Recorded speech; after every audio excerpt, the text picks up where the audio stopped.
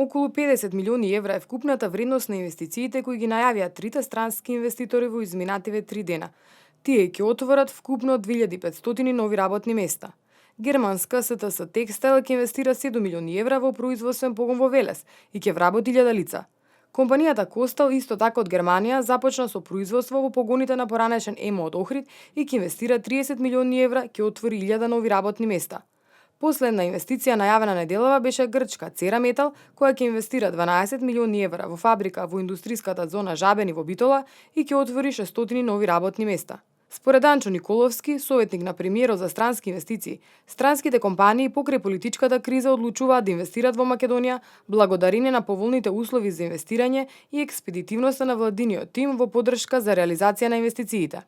Компанијата Цера Метал веќе има купено градежно земјиште во општина Битола, односно во индустриската зона Жабени.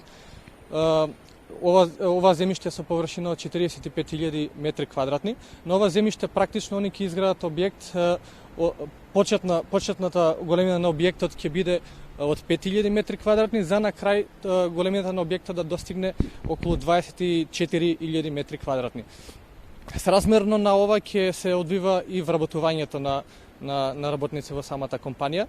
Во почетокот ќе бидат вработени 150 работници, за на крајот вкупната бројка да достигне од 600 новоотворени работни места.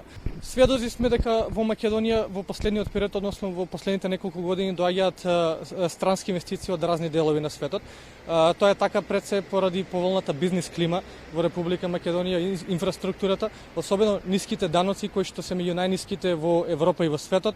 Тој потенцира дека Македонија беше и ќе остане цел на многу странски компании, а тоа пред се должи на ниските оперативни трошоци, инфраструктурата, достапноста на висококвалитетна квалификувана работна сила во Македонија и познавањето на англискиот јазик.